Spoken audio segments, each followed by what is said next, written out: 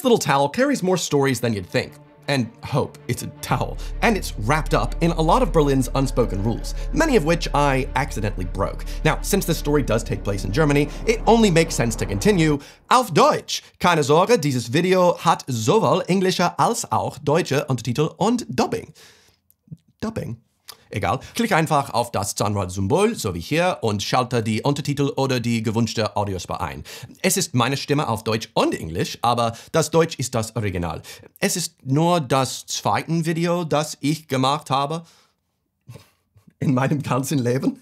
Es ist nur das zweite Video komplett auf Deutsch, das ich gemacht habe. So, bitte sei nett. Mein Deutsch ist ziemlich eingerostet, aber ich gebe mein Bestes. Los geht's! Wie geht's, Spaghettis? Willkommen zurück zu Evan Eden German. Heute nehme ich euch mit auf eine Reise durch meine peinlichsten, lustigsten und interessanten Erfahrungen in Berlin. Von nackten Momenten in der Sauna bis zu deutschen Bäckern, die mich wegen meiner Kekswahl ausfragen. Manchmal hat mir mein Deutsch geholfen. Und manchmal war es genau der Grund für meine seltsamen Erlebnisse. Ich habe ein paar der größten geheimen Regeln von Berlin gebrochen, lerne etwas über Nachtkultur und finde heraus, dass sogar meine Wahl beim Bäcker für Aufsehen sorgt. Regel 1. Vergiss nicht, ein Handtuch mitzubringen. Normalerweise gehe ich 3 bis 4 Mal pro Woche ins Fitnessstudio, Gym, und weil ich in Deutschland nicht viele Muskeln verlieren wollte, habe ich mir ein Fitnessstudio gesucht. Es war ein Superfit. Super nett, aber immer super voll. Und die Leute dort, Wahnsinn. Alle in Berlin sind jacked. Dieses Fitnessstudio hatte sogar eine Sauna. Klingt cool, oder? Nein, es ist eine Sauna, es ist natürlich heiß. Aber als ich mich anmeldete, fand ich etwas seltsam. Der Mitarbeiter sagte, ich muss ein Handtuch mitzubringen. Was? Also fragte ich, wofür ist das? Ich will nur das Fitnessstudio nutzen. Ich habe keine Lust, in die Sauna zu gehen. Er antwortete nur, nein, das Handtuch ist für das Fitnessstudio. Ich war ein bisschen überrascht. Soll ich damit die Plätze abwischen oder sowas? Ja, oder das Handtuch auf die Kopfstütze der Geräte legen, die Sie benutzen. Okay, in London habe ich schon in vielen Studios trainiert, aber ich sehe sehr selten Handtücher. Vielleicht 5 Mal in meinem ganzen Leben? Okay, es macht Sinn, warum man ein Handtuch nutzen sollte, aber naja, ich schaue mich um und er hatte recht. Überall Handtücher. Deutsche lieben ihre Regeln, also kaufe ich mir ein kleines Handtuch und sage, na gut, dann kann ich vielleicht auch für die Sauna nutzen. Dann sagt er, oh nein, in der Sauna darf man kein Handtuch benutzen. Warte, was? Ja, Handtücher sind nur für den Fitnessbereich. Die Sauna ist eine normale Sauna. Eine deutsche Sauna. Du musst nackt sein. Was zum Teufel? Das ist so eine deutsche Erfahrung, oder? Ich brauche ein Handtuch, wenn ich angezogen bin, aber nicht, wenn ich nackt bin? Unsinn. Vielleicht hat mich der Mitarbeiter reingelegt, weil ich ein Ausländer bin. Oder vielleicht, weil dieses Handtuch so klein ist. Ich gehe also rein und suche eine Ecke, um mit meinem Training anzufangen. Normalerweise fange ich mit Latzug an und ich finde sogar einen Platz, wo noch was frei ist. Aber dort spüre ich die typische Berliner Schnauze. Ich mache meinen ersten Satz und die Frau auf der Bank neben mir schaut mich ständig an. Ich denke, vielleicht sehe ich komisch aus, weil ich eine Baseballkappe trage. Ich trage sie, um meine Haare aus dem Gesicht zu halten, aber sie schreit wohl, hey, ich bin Amerikaner! Meine Form ist eigentlich okay, aber ihr Blick macht mich unsicher. Ich ignoriere sie und konzentriere mich auf meinen zweiten Satz. Aber ich fühle mich immer noch beobachtet, aber von einer anderen Person. Dieses Mal schaue ich einfach etwas aggressiv zurück. Ich werde Ihnen zeigen, wie es sich anfühlt. Es funktioniert nicht. Nach meinem dritten Satz fühle ich mich einfach nicht mehr wohl. Irgendwas ist komisch hier. Es fühlt sich nicht an wie ein Ort, an dem man beim Training wohlfühlt. Das Studio ist groß, also denke ich, ich suche mir einfach einen anderen Bereich. Ich gehe herum, aber alles ist voll. Keine Maschine war frei. Was? Aber dort sehe ich in riesigen, fetten Buchstaben neben dem Eingang das Schild Herrenbereich. Oh Scheiße, ich drehe mich um und genau zwischen den beiden Frauen, die mich immer noch böse anschauen, steht Frauenbereich und es war sogar auf Englisch, Women Area.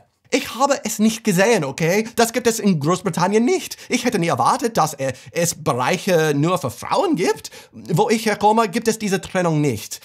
Das war Regel 2. Kenn deinen Platz. Wie auch immer. Nach dem Training denke ich mir, ich will jetzt mal die deutsche Sauna erleben. Klar, es ist mir etwas peinlich, aber ich bin offen für neue Erfahrungen, wenn man in Berlin ist, oder? Also gehe ich zur Umkleidekabine. Aber ich kann die Umkleidekabine nicht finden. Ich merke, der offene Bereich mit den Lockers ist der Umkleideraum. Keine Kabinen, keine Privatsphäre. Einfach alles offen. Und ich dachte, die Deutschen lieben Privatsphäre. Aber an diesem Tag habe ich mehr Penisse gesehen als jemals zuvor in meinem ganzen Leben. Ich suche eine Toilettenkabine zum Umziehen. Überraschung, diese Kabine hat 4 komplette Wände.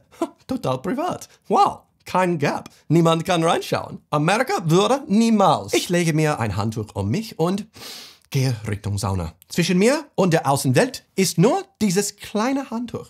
Dann passiert es. Genau in dem Moment, in dem ich die Tür öffne, um zur Sauna zu gehen, lässt der Typ vor mir seine Wasserflasche fallen. Er bückt sich, um sie aufzuheben, und ich denke nur, okay, ins Berghain muss ich wohl nicht mehr. Aber für diesen nächsten Teil verliere ich möglicherweise einige deutsche Follower. Ich bin es gewohnt, in der Sauna Badeanzüge zu tragen. Es ist normal für mich.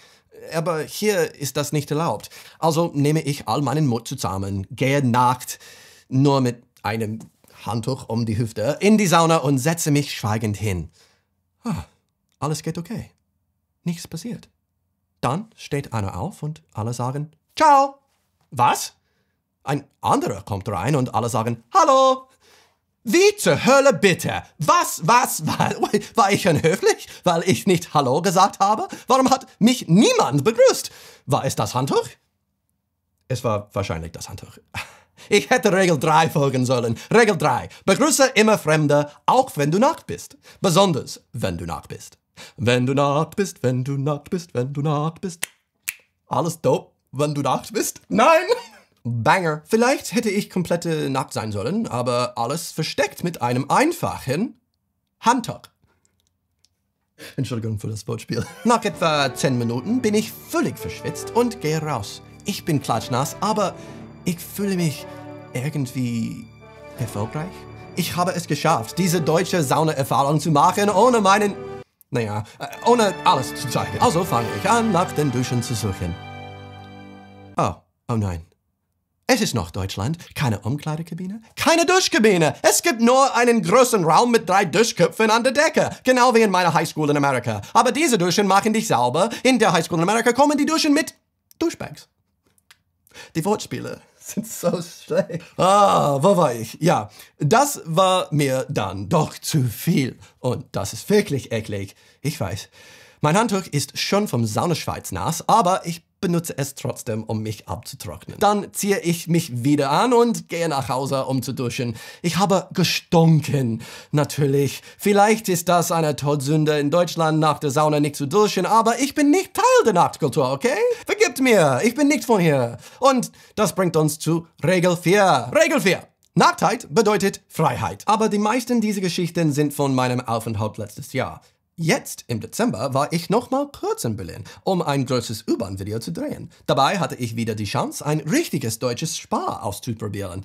Eine Freundin und ich, nicht meine Freundin, eine Freundin von mir, sind ins Liquid Raum gegangen und hatten eine sehr gute Zeit. Ein großer Teil war, wie in vielen deutschen Spas, textilfrei. Anders als beim letzten Mal, wo ich versucht habe, nicht ganz nackt zu sein, war es dieses Mal echt so hart.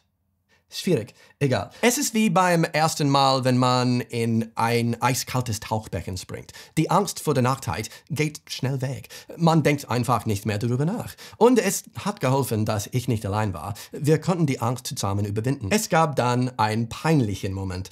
Ich wusste diesmal, wie man in Deutschland ein Handtuch benutzt. Ich kenne die Methode. Man legt dein Handtuch so hin, dass Hintern und Füße darauf sind. So kommt dein Schweiz nicht auf das Holz. Das Holzi-Holzi-Holz. Aber in diesem Moment habe ich es komplett vergessen. Wir machen die Glastür auf, die Sauna ist voll und dann, wie ein sprechendes Handtuch auf Gras, sagte mir meine Freundin Dodi, mussten wir nicht ein Handtuch mitzunehmen? Müssten wir nicht ein Handtuch mitzunehmen? Auf Englisch natürlich.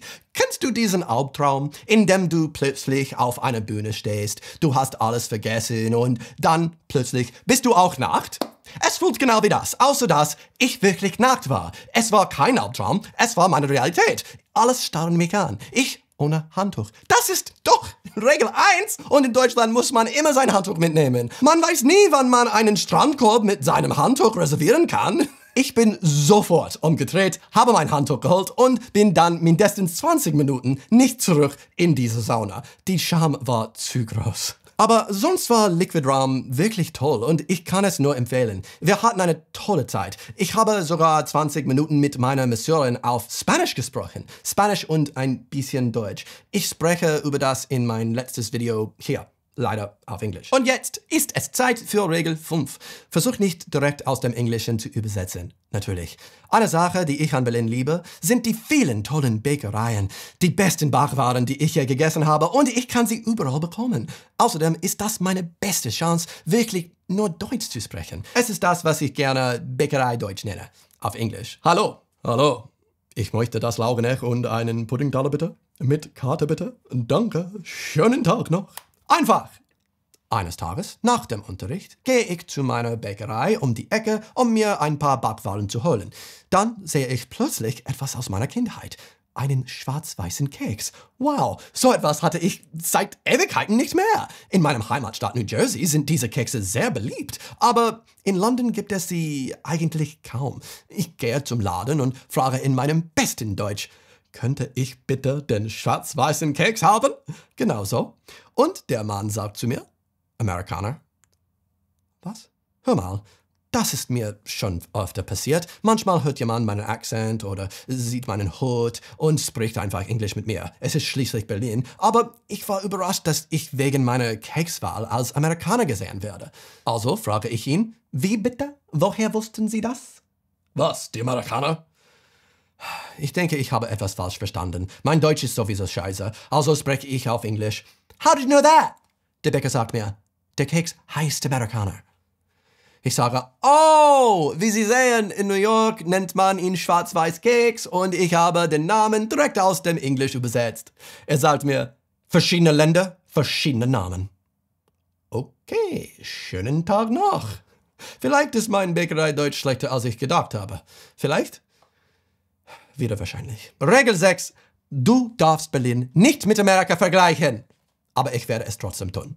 Ich habe das Gefühl, es gibt eine Art Rivalität zwischen Berlin und Bayern. In München habe ich das nicht gemerkt, aber in Berlin scheinen viele etwas gegen Bayern zu haben. Zumindest bei den Werbungen in der U-Bahn. Vielleicht ist das nur Spaß, aber Ein anderes Ding finde ich komisch an Berlin: Zigaretten. Berlin hat ein echtes Zigarettenproblem. Berliner raucht so viel, dass sie französisch sein könnten. Zigarettenrauch ist einfach unmöglich zu vermeiden. Als ich in Berlin war, war das Wetter richtig schön, also wollte ich draußen sitzen, wenn ich in einem Restaurant esse. Aber draußen in Berlin zu sitzen, ist wie eine Zeitreise zurück in die 90er in den USA, meine Kindheit. Meine rauchvolle Kindheit. In Großbritannien und den USA gibt es Raucherbereiche weit entfernt von Gebäudeeingängen, aber in Berlin ist die ganze Stadt deine Raucherbereiche. Eklig. Sehr, sehr eklig. Ich finde, dass die typische Deutsche saubere Luft liebt und sich um das Klima kümmert oder sowas. Aber in Berlin fühlt es komplett anders an. Zumindest mit Zigaretten zu tun. Vor ein paar Wochen war ich mit ein paar Freundinnen in einer Bar in Charlottenburg. Sie haben uns sogar ein Skatblatt zum Spielen gegeben. Nett. Aber so viele Leute haben drinnen geraucht, dass die Luft gestunken hat und es schwer war zu atmen. Es war mir peinlich, aber ich konnte nicht lange bleiben. Pech, dass die Bar, in die wir gegangen sind, um den Berliner Winter zu vermeiden, eine der wenigen ist, in der man drinnen rauchen darf. Mein Glück. Wenn du in Großbritannien oder in den USA einkaufst, findest du an der Kasse meistens Schokoriegel, Süßigkeiten oder Zeitschriften. In Berlin, da liegen einfach Zigaretten. Genau dort! Das ist doch ein schrecklicher Ort, um das Rauchen weiter zu normalisieren. Egal, weiter. Zeit für Regel 7. Der Späti ist heilig. Noch etwas. Ich finde es interessant, dass ein Späti, so etwas wie ein spät geöffnetes Eckgeschäft, ein Ort ist, wo Leute gerne abhängen. Es gibt Stühle vor der Tor vom Späti, wo die Leute sitzen und ihr billiges Bier trinken. Wie interessant. In London gehst du in einem Pub, um ein teures Bier zu trinken, oder gehst du in den Ecke-Laden oder zu Tesco's oder sowas, um ein billiges Bier zu kaufen und es zu Hause zu trinken. Tolles Konzept, aber ich denke, dass in London das verboten ist. Oder in London braucht der Laden eine Erlaubnis dafür. In meinem Heimatstadt kann man nur im Bierladen Alkohol kaufen. Nirgendwo anders. Und schlechter als das, viele Städte... Wie kann man Townships auf Deutsch sagen? Egal, in vielen Orten in meinem Heimatstadt ist es verboten, draußen Alkohol zu trinken. Man muss seine Flasche mit einer Tüte verstecken. In Ocean City, Ozeanstadt, ist Alkohol komplett verboten. Land der Freiheit, oder? Und schließlich die letzte Regel.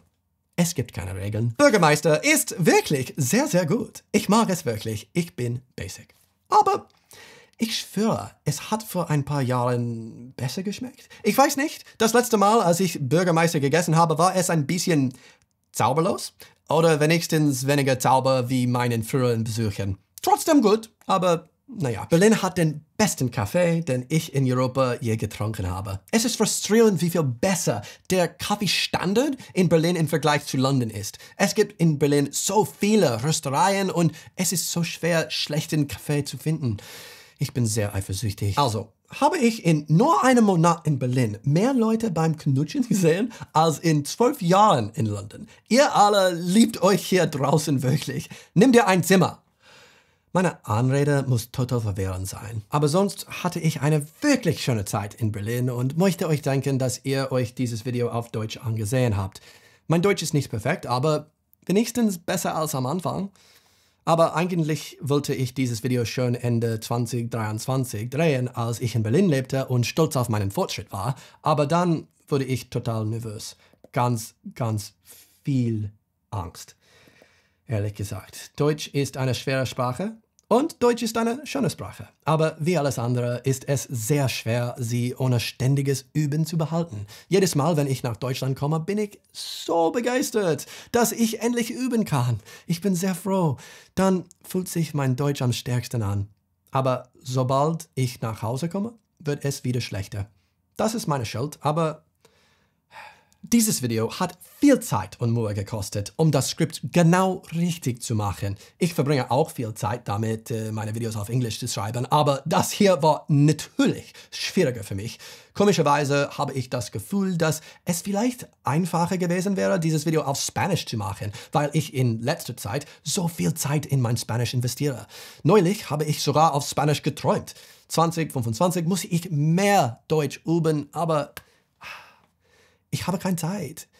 Ich muss die Zeit finden, aber ich versuche, zu viele Dinge zu machen. Aber Entschuldigung für die Fehler, die ich in diesem Video gemacht habe. Wie ich weiß, mein Akzent stark ist, aber es ist meins, so ich hoffe, es war trotzdem okay. Wenn du dir noch ein weiteres Video von mir anschauen möchtest, ich veröffentliche zwar jeden Sonntag neue Videos, aber die sind leider auf Englisch. Hier ist trotzdem ein anderes Video, das dir bestimmt gefallen wird. Tschüssi, Güssi. So man sagt. Niemand sagt es. Noch nicht. Sei nett, sei nett, sei nett. Bitte, bitte, bitte. Sei nett, sei nett, sei nett.